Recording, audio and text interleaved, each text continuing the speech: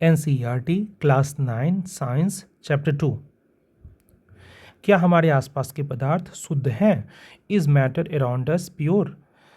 इस चैप्टर का पहला टॉपिक जो है शुद्ध पदार्थ और मिश्रण, शुद्ध पदार्थ और मिश्रण, प्योर सब्सटेंस एंड मिक्सचर। आइए इस दोनों में अंतर हम लोग एक चार्ट से देखते हैं। तो गुणधर्म क्या होगा शुद्ध पदार्थ का और मिश्रण का अलग अलग। तो कणों का आकार, सबसे पहला है कणों का आकार। तो शुद्ध पदार्थ में जो है कण एक ही प्रकार के कणों से बने होते हैं, और मिश्रण क्या है, दो या दो से अधिक शुद्ध पदार्थों को मिलाया जाता है तब बनते हैं। संगठन क्या होगा, तो इनका निश्चित होता है, फिक्स्ड प्रोपोर्शन में होता है, मतलब इनके अंदर जो चीज़ें मिली होती है। बहुत अच्छा एक एग्जांपल है जैसे H2O, मान लीजिए वाटर में जो H और O मिला हुआ है वो फिक्स्ड प्रोपोर्शन में होगा, मतलब हमेशा उनका अनुपात फिक्स होता है। लेकिन यहाँ पे मिश्रण में अनिश्चित होता है ये, यानी उनका कंपोजिशन यानी संगठन अनिश्चित होता है। मिश्रण का एक एग्जाम्पल हम लोग सैंड यानी बालू रखते हैं, और शुद्ध पदार्थ का एक एग्जाम्पल हम लोग जल रखते हैं। तो दोनों में आपको एक बार सोचने में मदद मिलेगी। संगठन क्या होता है जल में, जल चाहे कहीं का भी हो फिक्स होगा हमेशा, H2O यानी H दो ही होगा और O एक ही होगा हर जगह के जल में। लेकिन मिश्रण में जो है जैसे कि बालू में अनिश्चित होता है, कोई भी चीज़ ज़्यादा भी हो सकता है कम भी हो सकता है, कुछ भी मिला हुआ रहता है। अब पृथक्करण पे आते हैं। पृथक्करण जो गुणधर्म है, तो शुद्ध पदार्थ क्या है, किसी भी भौतिक विधि से अलग नहीं किया जा सकता है, किसी भी भौतिक विधि से अलग नहीं किया जा सकता है। मिश्रण का क्या है कि भौतिक विधि यानी छान कर वाष्पीकरण करके उनको अलग किया जा सकता है। बालू को आप देखते होंगे छान के अलग किया जा सकता है, उसके जो डिजाइड पार्ट्स होते हैं, मतलब जो अच्छे वाले पार्ट हैं उनको छान के अलग कर सकते हैं हम लोग। अब इसमें नेक्स्ट वाला है प्रकार। तो शुद्ध पदार्थ किस प्रकार का होगा, तो बहुत अच्छा ये आ गया हमारा। यही दोनों हम लोग को शुद्ध पदार्थ में दो ही चीज़ पढ़ना है, इस पूरे चैप्टर में शुद्ध पदार्थ में दो ही चीज़ पढ़ना है, तत्व एलिमेंट और यौगिक कंपाउंड। तत्व का बहुत अच्छा एक एग्जाम्पल हम दे रहे हैं। कोई भी धातु जो है ना उसको आप मान लीजिए धातु, अधातु या उपधातु। हम यहाँ पे आयरन आपको रख रहे हैं सोचने के लिए। आयरन में सारे पार्ट मतलब एक एक परमाणु जो होगा आयरन का ही होगा। और यौगिक में हम जल, फिर से बोल रहे हैं H2O, इसको याद रखिएगा, ये अच्छा एक यौगिक है। ऐसे बहुत सारे यौगिक हैं लेकिन एक को एग्जाम्पल में हम लोग ध्यान में लेके चलेंगे। प्रकार एलिमेंट जो है आयरन, और यौगिक कंपाउंड यानी शुद्ध पदार्थ तत्व और यौगिक होते हैं। और मिश्रण में जो है हमारे समांगी और विषमांगी मिश्रण होते हैं, ये आगे पढ़ेंगे हम लोग। और होमोजीनियस जैसा कि नाम से स्पष्ट है, होमो मतलब एक जैसा, ऐसे मिश्रण जो एक जैसे दिखते हैं, जैसे पानी में चीनी मिला दिए या नमक मिला दिए तो भी पानी में ज़्यादा बदलाव नहीं आता, एक जैसा ही दिखता है, हर जगह पार्ट एक ही जैसा दिखता है। तो इस तरह के मिश्रण को समांगी मिश्रण कहते हैं, आगे भी हम लोग डिटेल से पढ़ेंगे।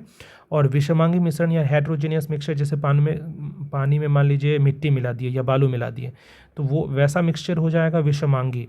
ठीक है, अब हमारा नेक्स्ट जो पार्ट है, नेक्स्ट टॉपिक है मिश्रण के प्रकार, टाइप्स ऑफ मिक्सचर। मिक्सचर दो प्रकार के होते हैं, अभी जस्ट उसको पढ़ रहे थे कि ये पहला होता है समांगी मिश्रण, होमोजीनियस मिक्सचर, और दूसरा होता है विषमांगी यानी हेटेरोजीनियस मिक्सचर।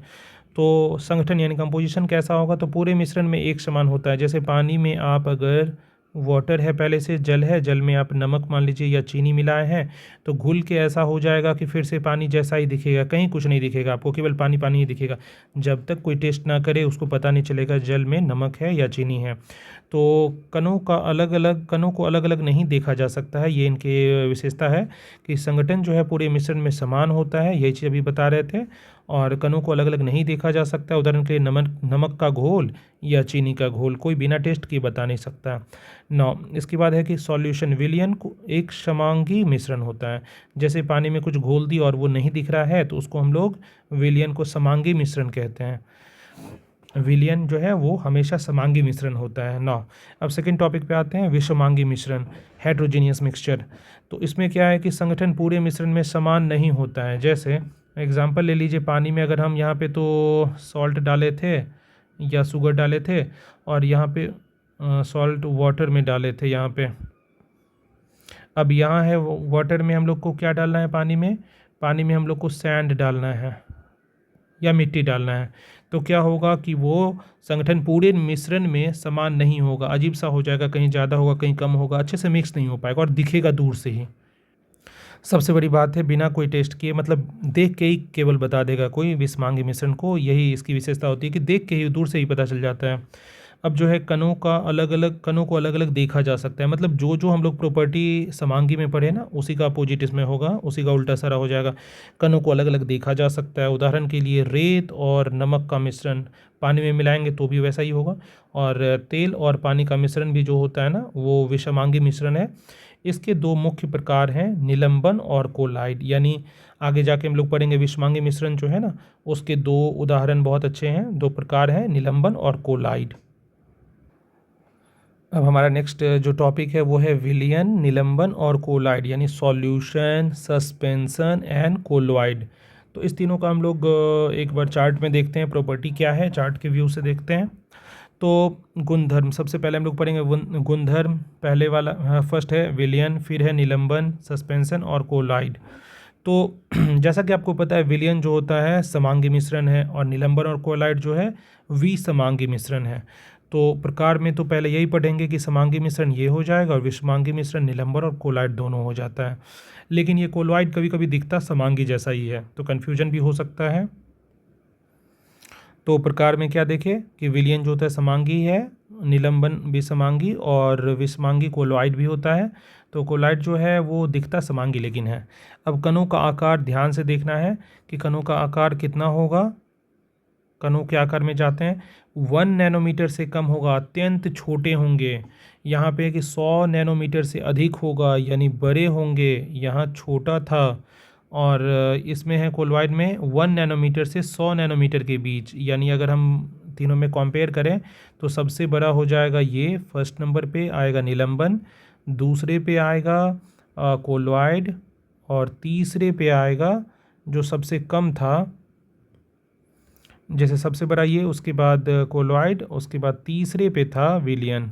इसलिए तो विलियन में इतने अच्छे से मिक्स होता है, इतना छोटा कण होता है कि आप उसको देख भी नहीं सकते हैं। विलेन का एग्जाम्पल आप जब भी मन में याद करना हो तो पानी में नमक या पानी में चीनी घुला हुआ जो सॉल्यूशन होता है वो ध्यान रखिएगा।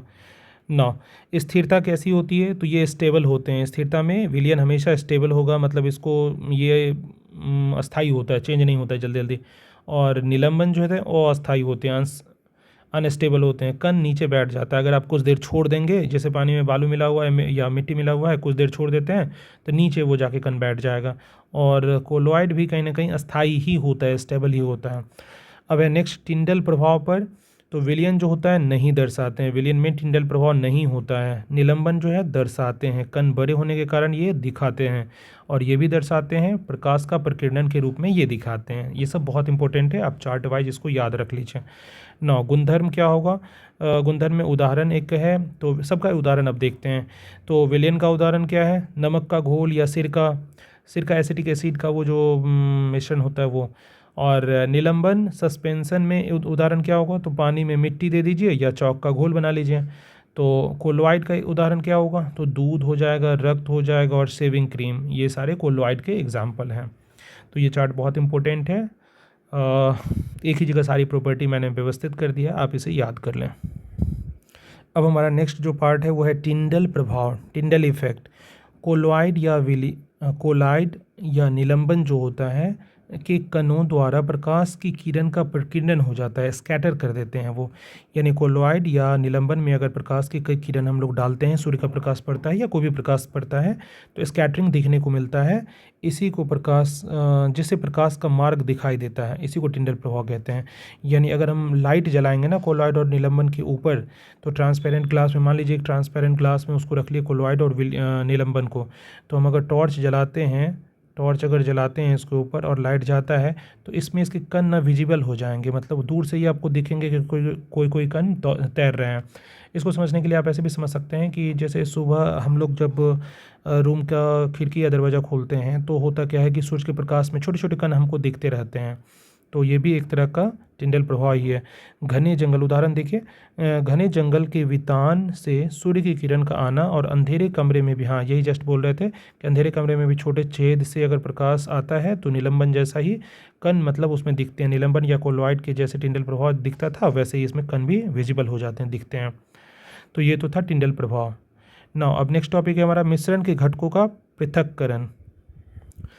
तो नेक्स्ट हमारा टॉपिक है मिश्रण के घटकों का पृथक्करण, कैसे सेपरेट करेंगे। अभी तक हम लोग पढ़ रहे थे मिश्रण क्या है, यौगिक क्या है, तो अब उनको सेपरेट कैसे करेंगे। मिक्स तो कर लिए, अब उसको सेपरेट कैसे करेंगे वो देखते हैं।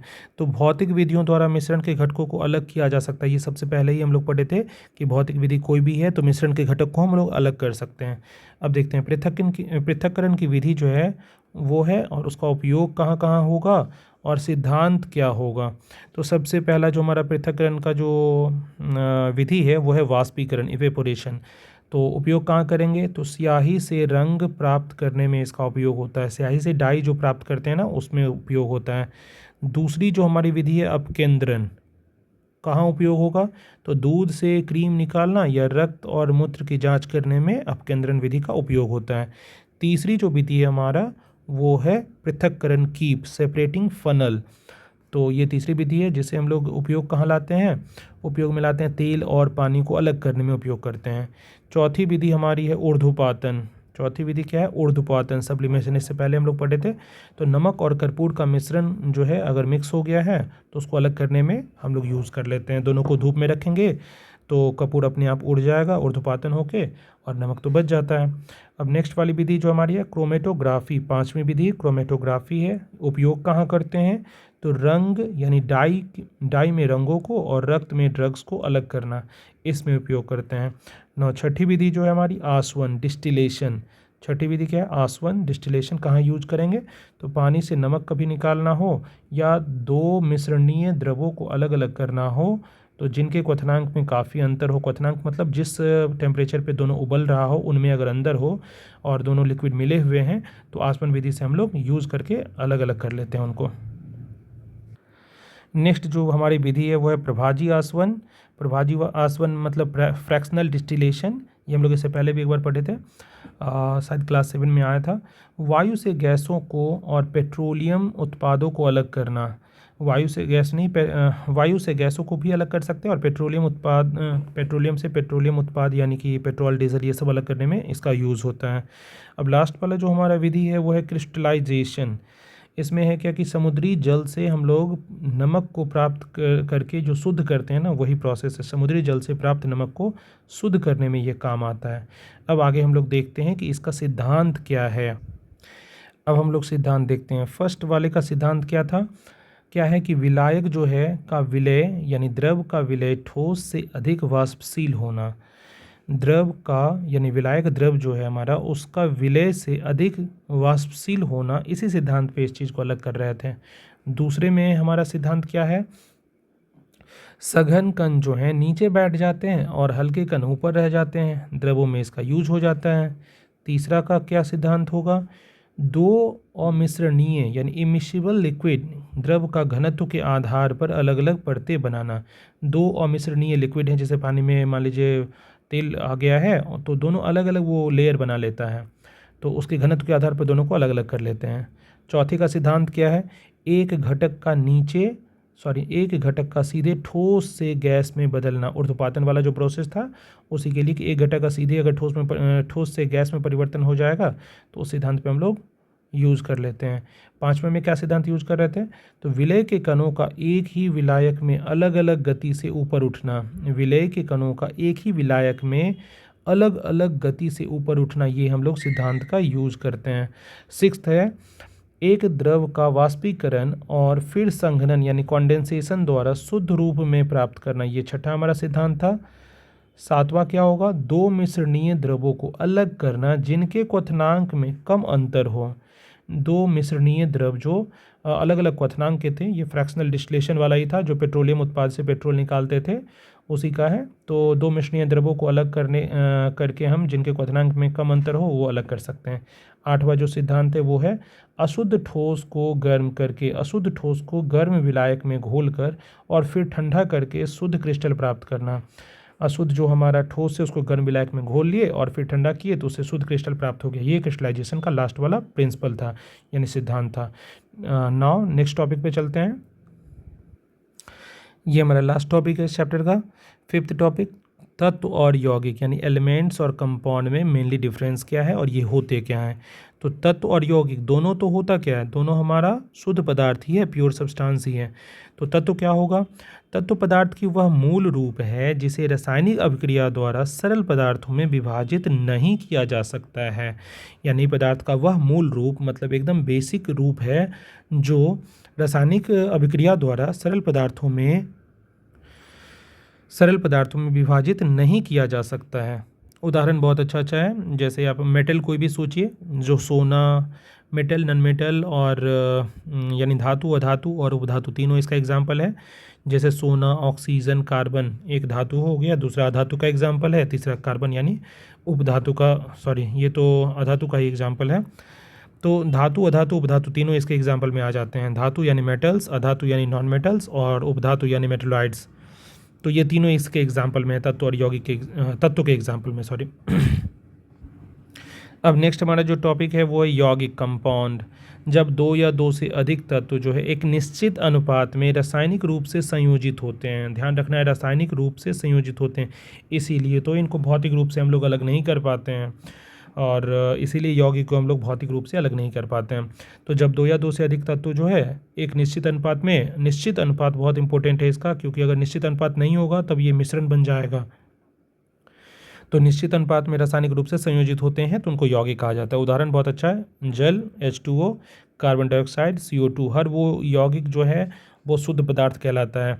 दोनों तो शुद्ध पदार्थ है, दोनों को समझेंगे कैसे, तो तत्व में ध्यान रखना है शुद्ध पदार्थ वैसा वाला शुद्ध पदार्थ है जिसकी सबसे छोटी इकाई जो होगी ना, एटम होगी, यानी परमाणु सबसे छोटा उसका पार्ट होगा। और यौगिक में सबसे छोटा जो पार्ट होता है, जैसे जल या कार्बन डाइऑक्साइड का सबसे छोटा पार्ट जो है वो परमाणु नहीं होता है, वो अणु होता है। अब है रासायनिक परिवर्तन, केमिकल चेंज। तो पदार्थ के रासायनिक गुणों में बदलाव होता है और नया पदार्थ बनता है। केमिकल परिवर्तन यानी रासायनिक परिवर्तन वो परिवर्तन होता है जो पदार्थ का रासायनिक गुण में बदलाव होता है और नया पदार्थ बनता है। ये छोटे क्लास से हम लोग देखे थे, क्लास 6 में, क्लास 7 में हर जगह आया था कि नया पदार्थ जब भी बनता है हम लोग उसको रासायनिक परिवर्तन कहते हैं ना। अब है भौतिक परिवर्तन। अच्छा, रासायनिक परिवर्तन में एग्जाम्पल जो हो जाएगा, उदाहरण लोहे पर जैसे जंग लगना मतलब लोहे पर एक नया पदार्थ बन जाता है, और मोमबत्ती का जलना, इससे भी नया पदार्थ बनता है। और रासायनिक परिवर्तन में एक और चीज़ था कि वापस नहीं ला सकते हैं, जैसे जंग लगे हुए लोहे से आप अच्छा लोहा नहीं बना सकते हैं, मोमबत्ती जो जल गई है उससे आप नया मोमबत्ती नहीं बना सकते हैं, भोजन का जो पाचन हो गया उससे आप नया भोजन नहीं बना सकते हैं। तो इस तरह से रासायनिक परिवर्तन में नया पदार्थ बनता है और उसको वापस नहीं लाया जा सकता है, यानी रिवर्सिबल नहीं होता है। भौतिक परिवर्तन क्या होता था, फिजिकल चेंज। फिजिकल चेंज किसको कहते थे, पदार्थ के भौतिक गुणों यानी आकार, रंग, अवस्था में बदलाव अगर होता है और कोई नया पदार्थ जैसे नहीं बनता है तब उसको भौतिक परिवर्तन कहेंगे। उदाहरण में हो जाएगा बर्फ़ का पिघलना, पानी का उबलना और लकड़ी का काटना। जब भी लकड़ी को काटा जाता है तो लकड़ी ही रहती है, कोई नया पदार्थ तो बनता नहीं है। पानी को उबालते हैं तो भले वो भाप बन जाता है, लेकिन ठंडाने पे फिर से तो पानी बन जाता है। बर्फ़ का पिघलाएंगे तो बर्फ़ से लिक्विड यानी द्रव हो जाएगा, पानी बन जाएगा, पानी को फिर से तो बर्फ़ बना सकते हैं। यानी ऐसा परिवर्तन जिसमें आकार, रंग, अवस्था में बदलाव हो, भौतिक गुणों में तो बदलाव हो लेकिन उसका कोई रासायनिक गुण नहीं बदले, यानी पदार्थ नहीं बदले, नया पदार्थ नहीं बने और उसको वापस पहले वाले पदार्थ में लाया जा सके, इसको भौतिक परिवर्तन कहते थे। तो ये था सारा इस चैप्टर का topics. A lot of thanks for listening, watching and liking, subscribing. A lot of thanks again and again, thanks.